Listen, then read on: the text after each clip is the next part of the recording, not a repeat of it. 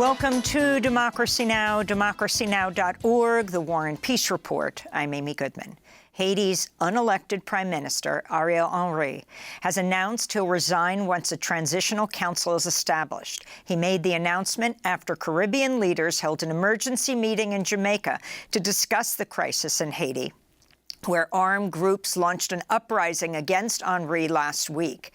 U.S. Secretary of State Tony Blinken attended the meeting and pledged $100 million to help finance the deployment of a multinational force mission to Haiti.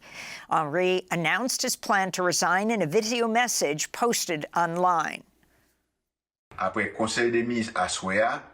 After the Council of Ministers, it's been agreed to set up a presidential transitional council. Once chosen, the council will govern over different sectors of national life. Haiti wants peace. Haiti needs stability. Haiti needs sustainable development. Haiti needs to rebuild democratic institutions. I'm asking all Haitians to remain calm and do everything they can for peace and stability to come back as fast as possible for the good of the country. The Miami Herald is reporting CARICOM has proposed a plan to set up a 7-member presidential panel that would appoint a new interim prime minister for Haiti. Barbados Prime Minister Mia Mottley said the panel would only include Haitians who support the deployment of a UN-backed security force. Last week, Ariel Henry traveled to Kenya, which is slated to lead the security mission with 1,000 Kenyan police. He's been unable to return home and was reportedly most recently in Puerto Rico.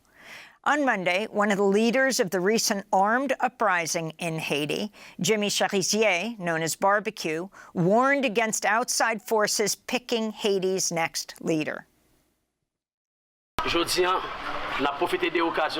We take this opportunity to say to the international community that if it continues down this path, it will plunge Haiti into chaos when it chooses a small group of politicians and negotiates with them on paper to decide who can be president and what kind of government we're going to have. Today it's clear that it's the inhabitants of the working class districts and the Haitian people who know what they're suffering at the moment, and it's up to them to choose the person who's going to lead them and the way he's going to lead them. We'll have more on Haiti after headlines. Al Jazeera is reporting Israeli forces in Gaza have killed at least 11 people who are waiting for aid in Gaza City. More than 20 injured people were taken to Al-Shifa Hospital. Health officials in Gaza say Israeli forces have killed more than 400 aid seekers in Gaza in recent weeks. This comes as Israel continues to restrict aid coming into Gaza, which is on the brink of famine. The UN is reporting one truck was recently denied access to Gaza because it contains scissors inside medical kits. UNRWA head Philippe Lazzarini criticized the decision, saying, quote, medical scissors are now added to a long list of banned items the Israeli authorities classify as for dual use. He went on to write, quote, the list includes basic and life-saving items from anesthetics, solar lights, oxygen cylinders and ventilators, water cleaning tablets, cancer medicines, and maternity kits, he said. Meanwhile, an aid ship bound for Gaza has set sail from Cyprus with 200 tons of food supplies. The UAE-funded mission was organized by the two aid groups, World Central Kitchen and Open Arms. Inside Gaza, Palestinians marked the first day of Ramadan on Monday. The first day of Ramadan is very tough. We don't know what we're going to cook. What are we going to have for iftar, the meal breaking the fast? Also, at suhoor, the meal before the fast at dawn, we couldn't cook. There's no gas.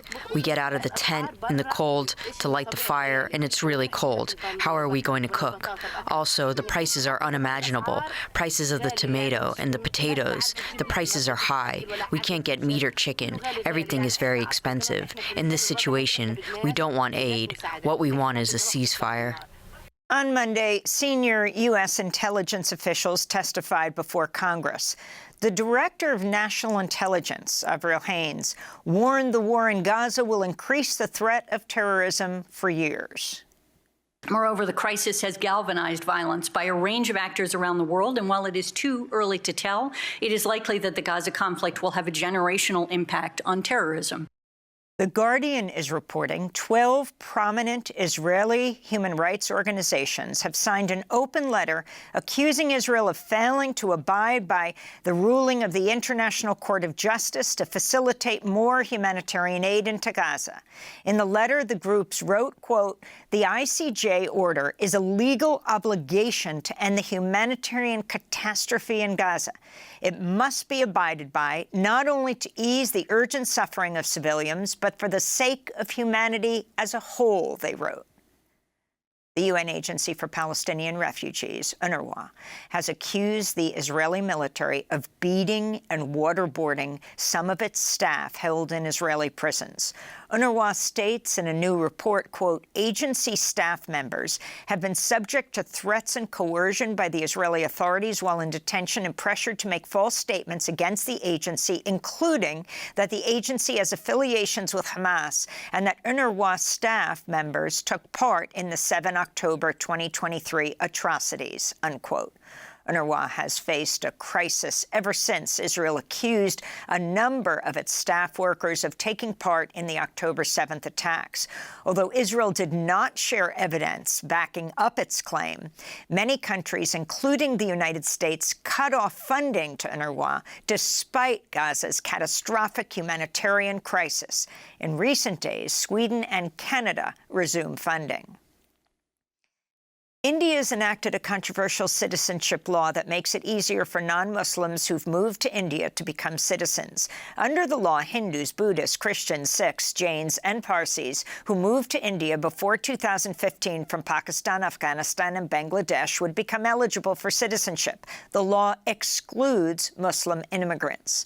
The bill's passage in 2019 sparked deadly protests, but the law was not implemented until now, just ahead of a major election, as Indian Prime Minister Narendra Modi seeks a third term.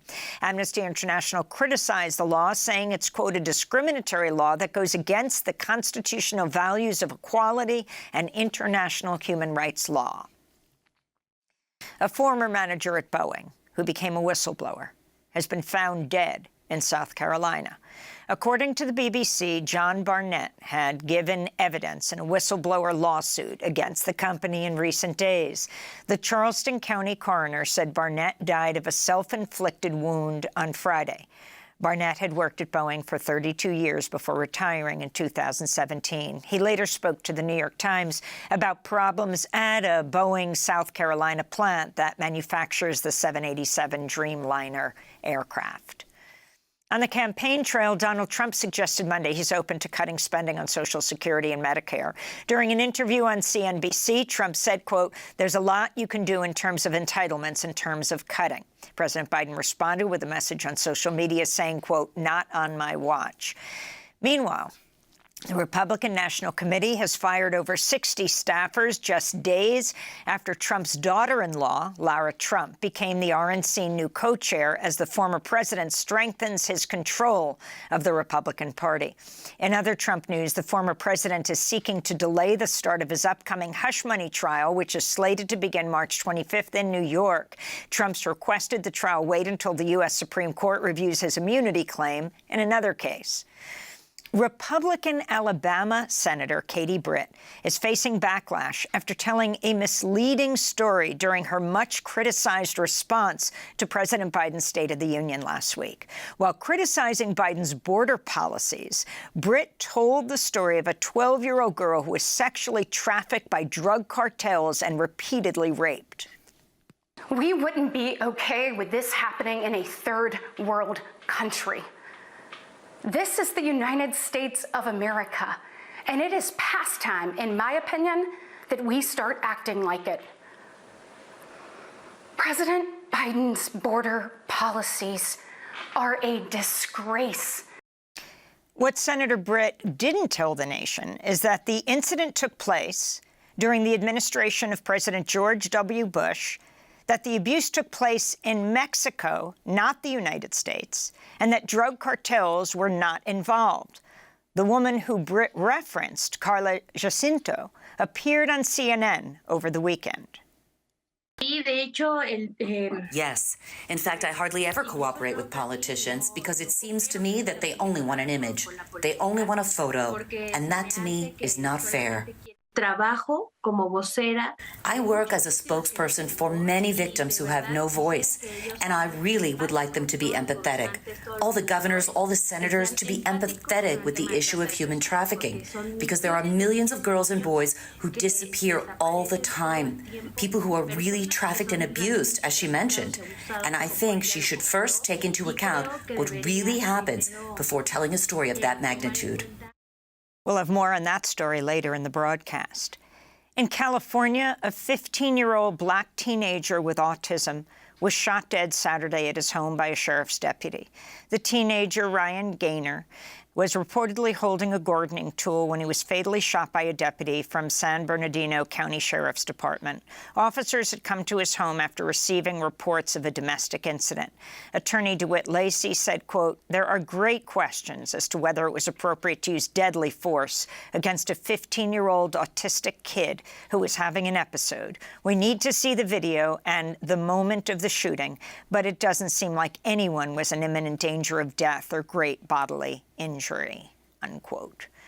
And in Sweden, police have forcibly removed climate activist Greta Thunberg and dozens of other environmental protesters who were blocking the entrance to the Swedish parliament for a second day. Thunberg spoke at the action. Right now, we are a group of young people who are blocking entrances to the Swedish parliament, the Riksdag, to protest against the ongoing destruction of our life-supporting systems and of people already being killed as a result of the climate crisis, and that needs to come to an end. We have had enough. And those are some of the headlines. This is Democracy Now!, democracynow.org, the War and Peace Report. I'm Amy Goodman in New York with Democracy Now! Co-host Juan Gonzalez in Chicago. Hi, Juan. Hi, Amy, and welcome to all of our listeners and viewers across the country and around the world.